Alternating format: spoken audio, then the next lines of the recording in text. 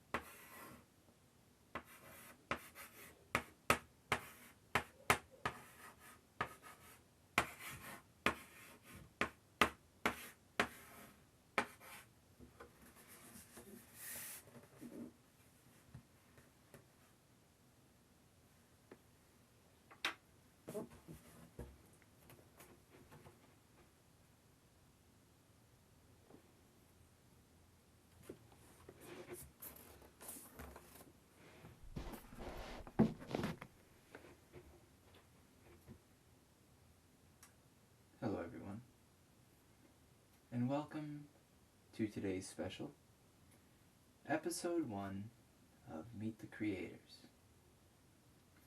Today, our guest of honor will be Pheonician Sailor, a very interesting man in the community. He's been featured on several Ephemeral Rift videos, and he is very good at making effects in his videos, one of which he pretended he was a bartender from a video game, but he's played various roles, and he is pretty well known in the community. He deserves more subscribers than he has. But enough of that. What we do have today prepared for you is just a little introduction into his viewpoints and his ideas and how he goes about doing his videos and such. So I hope you can enjoy him answering some questions that many of the viewers and myself have.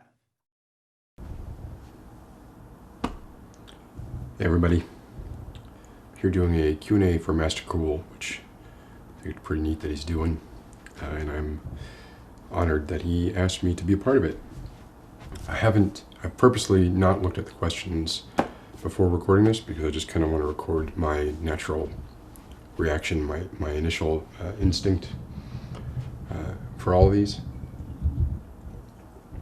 I mean, the lunch of champions, which is Coke and peanut butter crackers.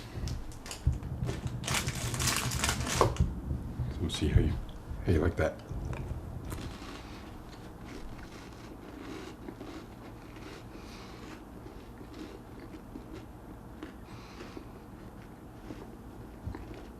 Sorry, I gotta open it up.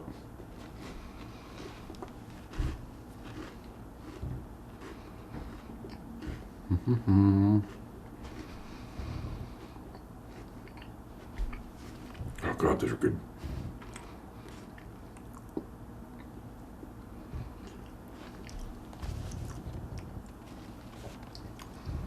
All right, here we go. Let's jump right into these. So there are 21 questions, and the first one is, who is your role model? And it's got 3 subcategories beneath that: ASM artist, celebrity, and in your regular life.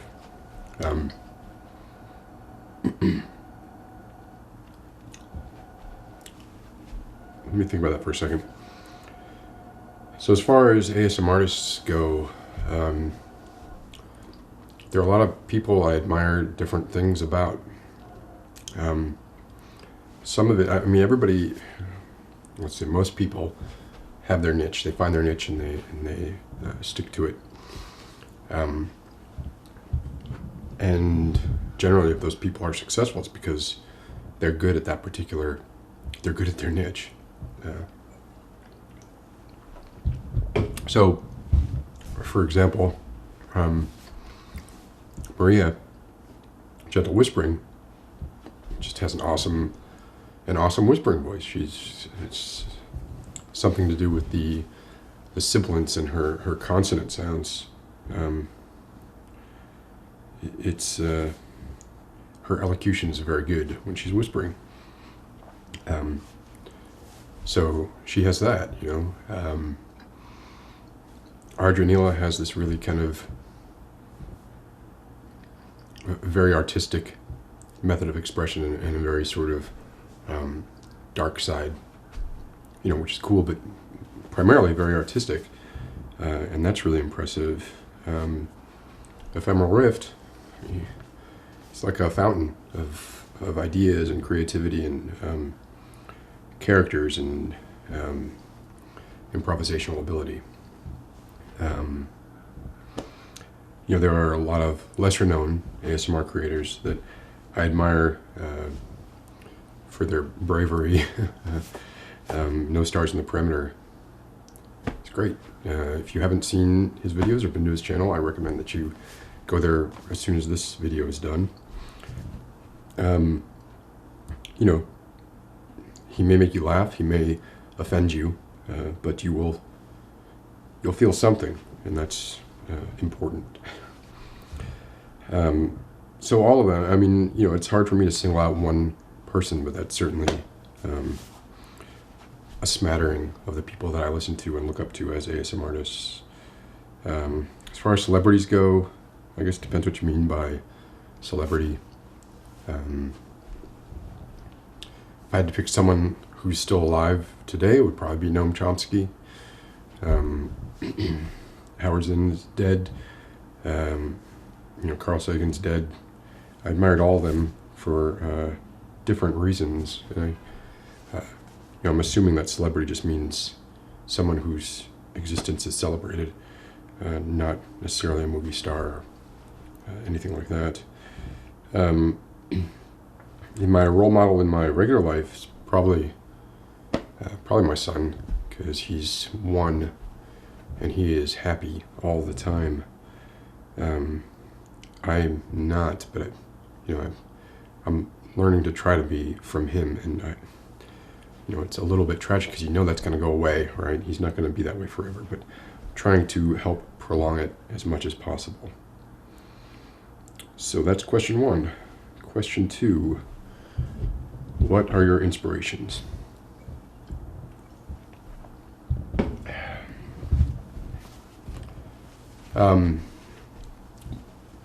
Obviously other ASM artists, you know, I see something that they do and it either sparks an idea for something else, or I think there's a slightly different way I can come at it.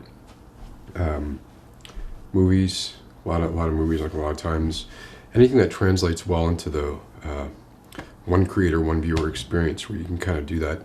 You know, I'm talking directly to you, and it makes some sense that you would be sitting there it's almost like a video game in that, the viewer is taking one of the parts in the monologue or the dialogue, the simulated dialogue.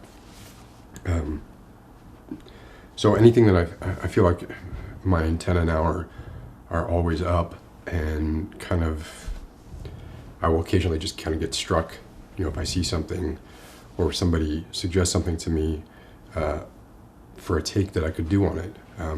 Like the Mr. Jefferson stuff from Life is Strange, I did a video on that, and that was just because, a bunch of viewers were saying, hey, you kind of look like this guy, maybe you could do a role play of him.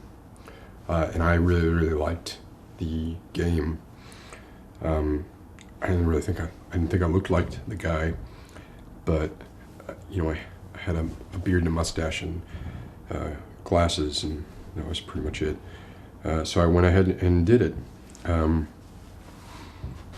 Same thing with like the Voight-Kampff test. I was just sort of rewatching Blade Runner, which I have to do like once every couple months at least. In that opening scene, it was just like, well, this is kind of like, this is a one-on-one thing. And when I did it, I was like, oh, wow, I'd like to see an ASMR video on the Voight-Kampff test from Blade Runner. And so I searched for it, thinking I'd find 100 of them. I didn't initially think of doing it. I just wanted to watch it. And I didn't see any. The only one that came back was, I believe it was Epic ASMR. And it was audio only. And I think Arjanila did something similar to a Voight-Kampff test, but it wasn't actually the Voight-Kampff test. So I thought, okay, well, great. I'll see if I can fill that hole. And I kind of built this ramshackle-looking Voight-Kampff machine and went with it. So, and books too.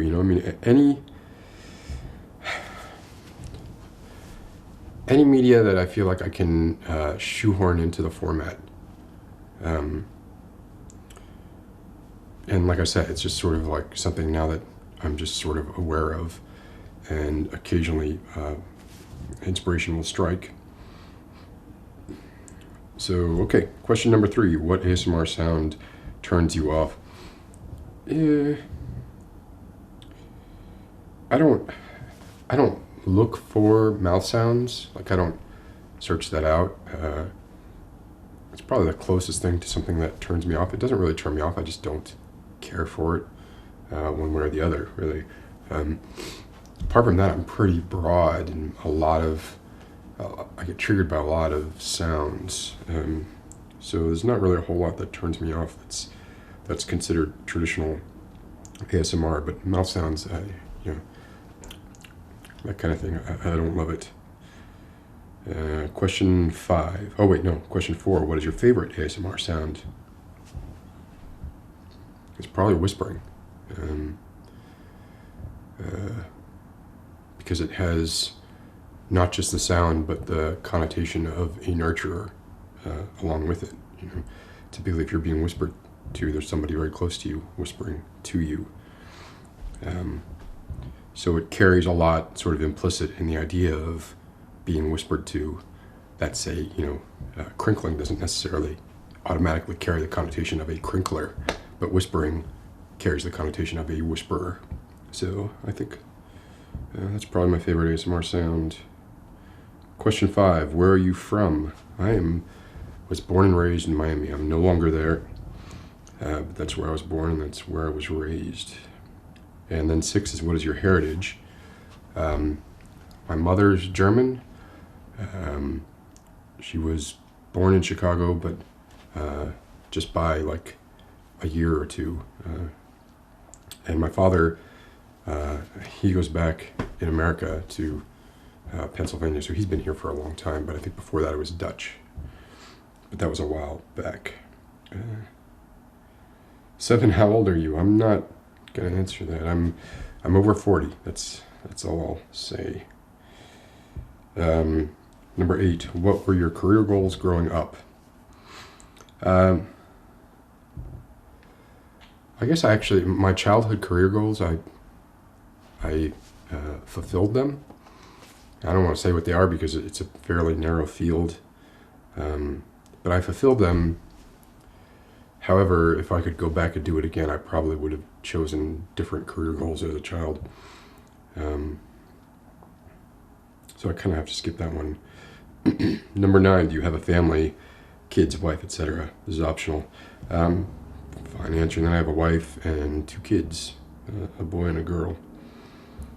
Number 10, how do you deal with trolls? Unfortunately, male ASM artists, I don't think get anywhere near as many trolls as female ASM artists. I've only had a few that were of any significance, and honestly, I mean, depending on my mood, I might goad them or I might ignore them. Sometimes I like getting into it with them, although I realize there's no point. So generally I ignore them, but I haven't had a lot of problems with trolls yet. Probably now that I've said that, I probably will. Where do you see, number 11, where do you see your channel in the future? Pretty much where it is now, except I'm going to try and be less discerning, I guess, less of a trying to be, not that what I put out is perfect, but I try too hard, and I throw out a lot of stuff that I think I could use. And I usually, in retrospect, I regret throwing stuff out. So I think I want to just be a little more free with what I post. And I'm going to try to start doing that very, very soon. So that would be the only difference. I mean, I'm never going to be as prolific as Ephemeral Rift or, there are Duke Doom ASMR puts out stuff several times a week. I'm never going to be like that. But I think I could probably manage once a week if I'm diligent. If I'm diligent at not being diligent. And you know what? That actually sounds like I'm putting down people who put out videos a lot for not being diligent, and that's not the case. I think I'm self-critical to a fault, and it doesn't even work because the stuff that I put out isn't necessarily better or worse than the stuff that I don't put out. It's just something up here that doesn't work quite right. So 12, where do your ideas come from? Well, I kind of answered that with the inspiration one. But yeah, my ideas come from other ASM artists, films, books, documentaries, whatever it is. They can come from, going to a store, I mean, it's just whenever it strikes, it strikes. A lot of times, I like to go out on, hikes and go on nature walks and stuff like that. And a lot of times, things will strike me while I'm doing that as a result of, I guess, processing information that I collected over the past few days or weeks. So yeah, that's a good tool for me. Number 13, does anything in a video distract you? Yeah, I don't like it. I guess really there's only one thing that distracts me. I don't like it when ASM artists apologize for their sound quality or their video quality within the video. Like if I sat here and say, "Oh, I'm sorry, there's nothing behind me, but I'm in the process of moving," or whatever it is. Just do the video, or "Oh man, I'm sorry if there's a car going by." And I know I've done this too, but that's something that when I hear it, it sort of just takes me out of the experience generally. Wait a second here. Oh crap. Sorry. Does anything? Oh no, I just did that one. 14. Do you worry ASMR will change for the worse? No, I mean I'm guessing that's a reference to sexualized ASMR, but I don't know if it is or not. And my personal opinion on that is just the more the merrier. The more different areas we can explore. I don't think there's a reason why sexuality shouldn't be explored, and just because some people do it, it doesn't reflect badly. There are going to be people who they search for ASMR and it comes up with a a sexualized video and they get turned off on it for a while. But that's because ASMR is a niche, and I think as it gains greater acceptance, we're going to be fine. I don't think it's going to kill us. So, I'd rather explore as many avenues as possible, because you never know what is going to be the thing that could catch on, 15. Are you pressured by other creators' creativity? Yeah, all the time. And I think that's a great thing. I'm constantly, videos will come out and I see them and think, why didn't I do that? Or why didn't I think of that? Or, and it's a very fleeting moment of resentment. And then it's just appreciation for the art of it. I love it, and even if I kick myself for not thinking of it first, I'm really glad that it gets out one way or the other. And I think there's a surplus of ideas, right? It's not like there's, I guess in theory, there is a limited number of ideas, but there's so many that, and if you do something that's been done a few times before, so what? Just bring your personality and your take on it, and make it your own. And I definitely don't believe that, only one person can do something. I feel like there are a few tropes that are arguably overdone, but, and even those, people don't want to listen to the same ear cleaning video over and over again. They'd like to hear new ones. So it's fine if you're doing that. It's the 7,423rd ear cleaning video this month. There's nothing, depending on your take on it, there's nothing creatively, you're not inventing anything, but you're still doing a service and people like it, and that's all that matters. If people like it and they want it, if the demand's there, why not do it? Let's see. 16. What time of the day do you usually film? Usually at night. Right now it's lunchtime, speaking of which I need to finish my lunch.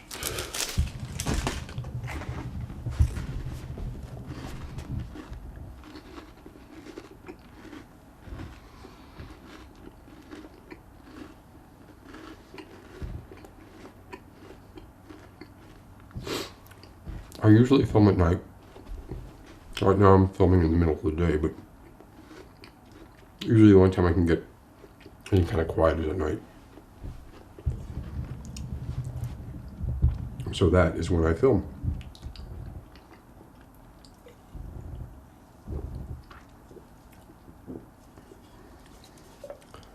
It's not a sponsored video.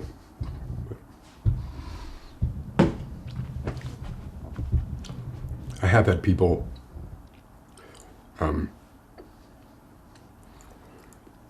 who seemingly are genuinely upset at this, accuse me of product placement, like Tic Tacs.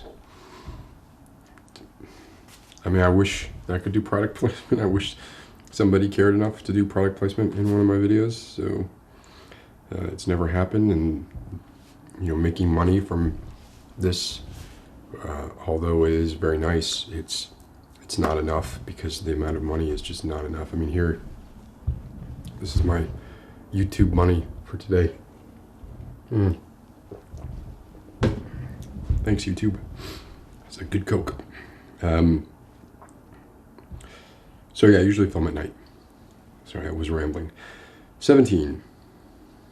I gotta stop pressing this button. 17. How much time do you spend on preparing and filming? Too much. Too much time on preparation. Too much time on preparation and reshoots. Not enough time on original shoots.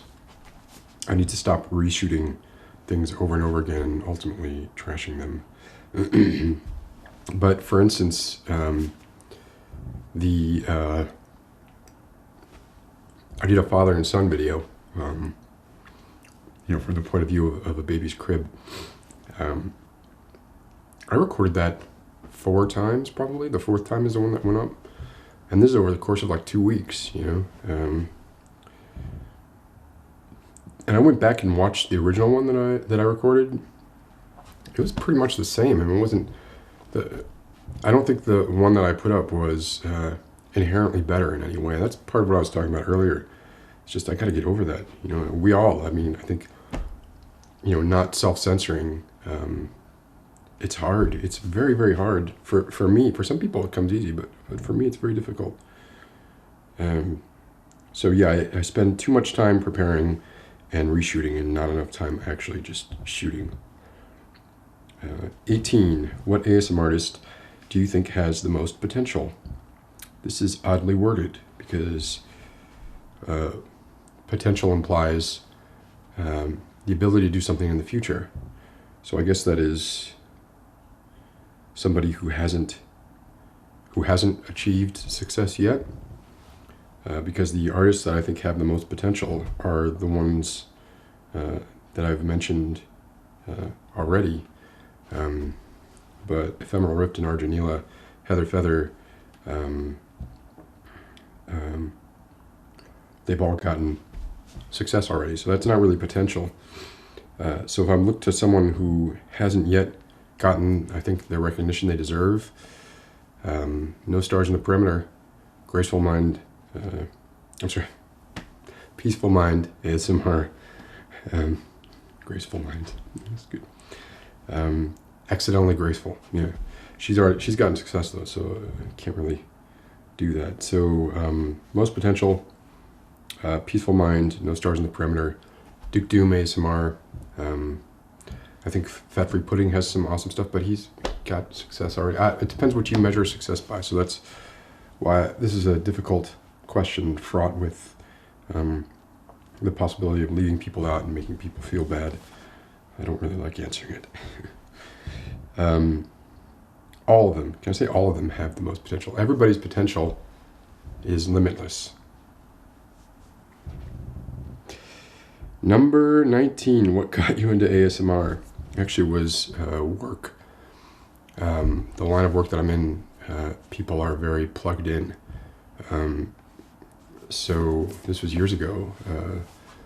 Basically, it was just an office meme, essentially, that was like, hey, have you checked this out? Haha, isn't it funny? I think it was a link to a Gentle Whispering video, and I remember I went to it and watched it for a minute, and I was like, ah, that is funny. That is hilarious. This is so stupid. Oh, wait a minute. Why am I still watching it? Oh, God, I can't stop watching it. And then, that was it. I tried it, and I was hooked. And I had to keep it a shameful secret for a little while. So it was Gentle Whispering, and then Veni Vidi Vulpes, Violet. I wish she was doing videos still, because those are great. And Heather Feather. And then I started to think, as I was watching a lot of them, hey, I could probably do this. I feel like there's some stuff that's not being done yet, so maybe I could do some of this other stuff that's not being done yet.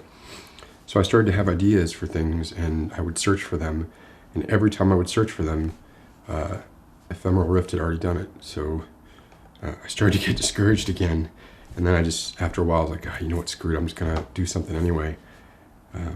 But it became like a running joke in my own head that if I had an idea and I searched for it in the YouTube bar, an Ephemeral Rift video would pop up. Let's see. What channel did you watch first? That's number 20. I already answered that. It was Gentle Whispering was the first thing I ever watched. And then 21 is the final question. Feel free to add anything else.